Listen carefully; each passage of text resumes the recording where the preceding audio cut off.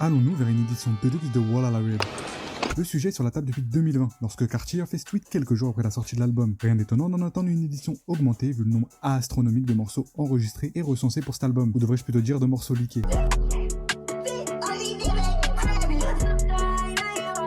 D'autant plus, ces leaks de Wall à la Red sont l'époque préférée des fans. Ça continue de faire parler même aujourd'hui. La preuve, qu'est-ce que je fais là? Pourtant, rien n'a jamais vu le jour.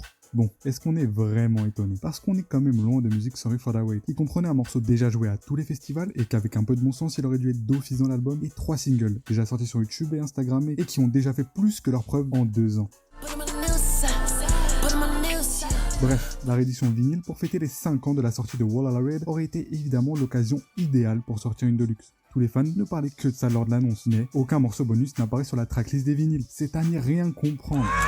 Cependant, aujourd'hui, une nouvelle news est tombée. Selon le leaker reconnu et fiable King Bob, une tracklist pour une édition deluxe existerait bel et bien au sein de la team de Cartier. Et cela depuis déjà 2023. Le plus intéressant, cette tracklist aurait été conçue spécialement pour plaire aux fans.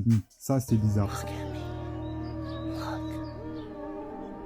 En intégrant notamment ce qu'on appelle des Graals, c'est-à-dire des sons que toute la communauté veut, mais dont on ne connaît l'existence par quelques informations ou de très courts extraits, voire des enregistrements en très mauvaise qualité. En bref, des sons qui n'ont jamais été diffusés ou fuités entièrement. De l'inédit quoi. L'espoir fait vivre, mais y en a-t-il vraiment avec Playboi Carti?